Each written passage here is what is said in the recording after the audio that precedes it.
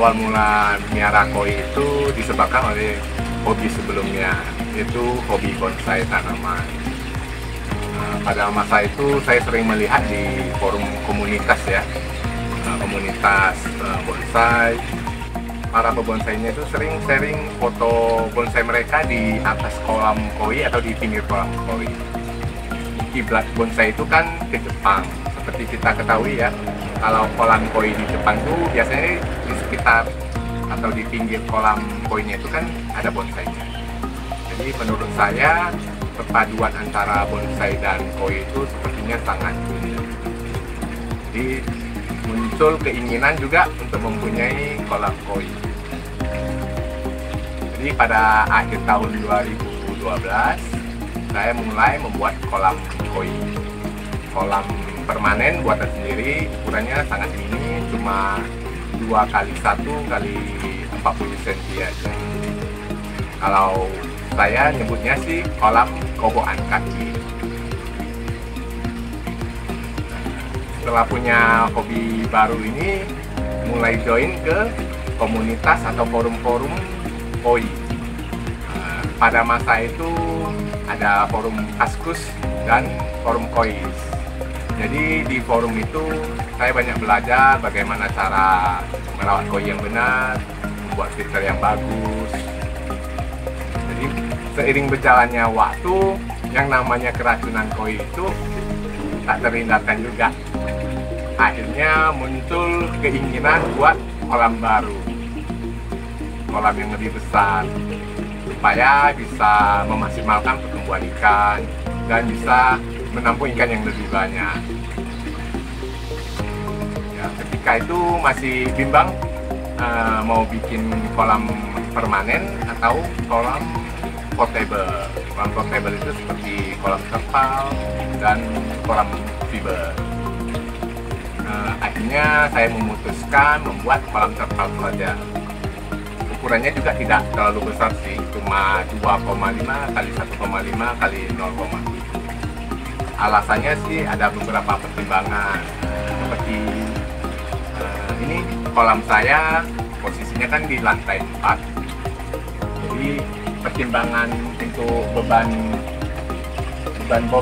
atau bobot airnya dan bobot kolamnya itu harus dipertimbangkan dengan betul. Nah, jadi kalau menggunakan kolam terpal kan bobotnya lebih ringan, tidak seberat kolam permanen. Terus alasan lainnya, kolam portable itu bisa dipindah-pindah. Mana tahu suatu saat kita bosan mau pindah posisinya, bisa kita pindahkan ke sudut lain. Terus budgetnya juga lebih murah, lebih kecil membuat kolam portable daripada membuat kolam permanen. Dan alasan terakhir, ini untuk jaga-jaga saja. Seandainya saya bosan miara koi dan ingin pensiun. Jadi kalau saya mau berhenti miara koi, kolamnya ya tinggal dibongkar aja. Gitu. Jadi itu beberapa alasan yang jadi bahan pertimbangan saya membuat kolam terpal ini.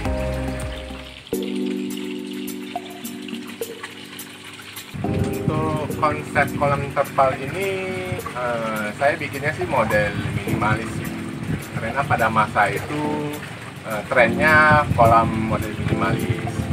Jadi saya juga ikutan bikin model minimalis, dikombinasikan dengan beberapa tanaman bonsai saya. Kemudian tahun berikutnya saya mulai belajar beraquaponik. Aquaponik itu teknik atau cara menanam sayuran dengan menggunakan air dari kolam ikan. Jadi nutrisi untuk tanaman itu berasal dari kotoran ikan yang sudah dikurai menjadi nitrat. Jadi bisa dibilang full organik. Jadi saya coba padukan kolam koi saya dengan aquaponik.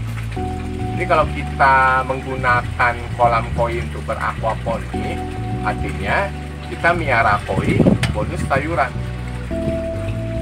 Jadi ini salah satu tips ya, supaya istri ikut senang atau mendukung hobi kita miara koi. Jadi kalau kita miara koi bisa menghasilkan sayuran sehat dan segar ya buat keluarga, tentunya istri akan senang. Dan kalau kita mau nambah ikan lagi, nggak perlu sembunyi-sembunyi, kita tinggal bilang aja dengan istri, "Mah, ikannya kita tambah ya, supaya nutrisi yang dihasilkan lebih melimpah. Jadi tanamannya bisa lebih subur dan bisa tanam lebih banyak lagi." Oh ya, buat teman-teman, sepertinya cukup menarik ya kalau kita bikin video khusus aquaponik dengan kolam koi. Kalau teman-teman setuju, komen aja di bawah ini. Oke, kita kembali lagi. Jadi konsep berikutnya atau tampilan kolam koi ini saya ubah lagi, saya hias sedikit.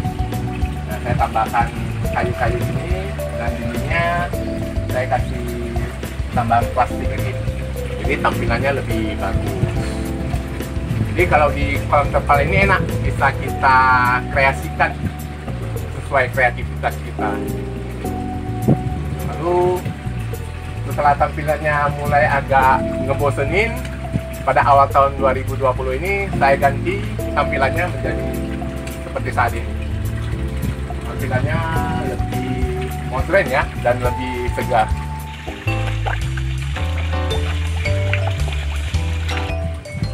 Banyak yang bilang kalau hobi koi ini hobi yang mahal.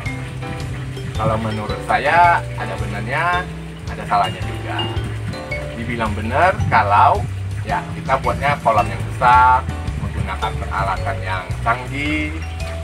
Untuk media filternya juga pakai media import, pakannya pakan import, ikannya juga ikan import.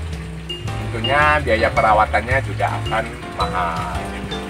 Jadi bisa juga dibilang salah karena hobi koi ini bisa kita sesuaikan dengan budget. Contohnya kita bisa menggunakan kolam terpal, ya kan? Untuk pompa-pompa mungkin bisa menggunakan produk dari Cina, karena merek Cina ya, karena untuk pompa merek Cina relatif lebih murah. Untuk media filter bisa menggunakan media alternatif, contohnya menggunakan media jaring nelayan bekas. Untuk pakannya pakai pakan lokal. Saat ini pakan lokal juga udah banyak yang bagus-bagus. Nah, jadi semua ini disesuaikan saja dengan budget kita. Mau dibuat mahal atau mau dibuat terjangkau, kita tergantung kitanya saja. Dan tergantung orientasi juga. Ada orientasinya yang penting miara koi. Nah, walaupun koinnya ala kadarnya, hanya untuk pelengkap rumah, pelengkap halaman. Ada yang orientasinya pengen miara ikan yang bagus-bagus, ada yang orientasinya ke kontes, ada orientasinya dari hobi ke bisnis. Jadi beda orientasi, otomatis biaya untuk perawatannya juga pasti berbeda.